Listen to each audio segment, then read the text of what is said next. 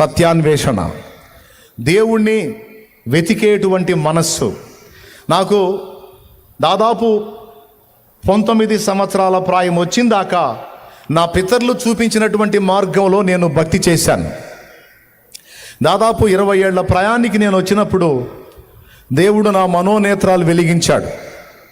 ఎలా వెలిగించాడంటే, ఒక రాత్రి వేళ అప్పటి వరకు నా హృదయంలో పుట్టని ఒక ప్రశ్న నాకు పుట్టింది.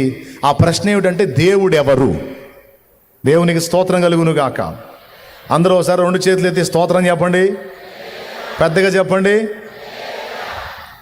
దేవుడు ఎవరు అంటే, నేను బోల్డన్నిటికి మొక్కుతున్నాను. నేను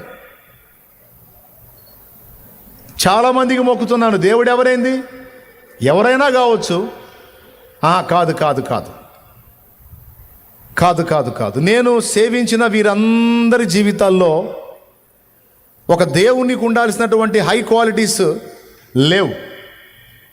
అసలు నిజమైన దేవుడు ఎవరు? అసలు ఉన్నాడా దేవుడు అనేవాడు? లేడా?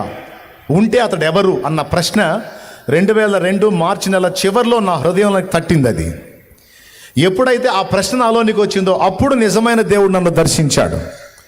అంటే ఆ ప్రశ్న నాలో పుట్టడానికి దేవుడు సుమారుగా, నాకు ఒకవేళ 5 ఏళ్లకు ఊహ తెలిస్తే 15 సంవత్సరాలు వేచి ఉన్నాడు నా కోసం దేవుడు.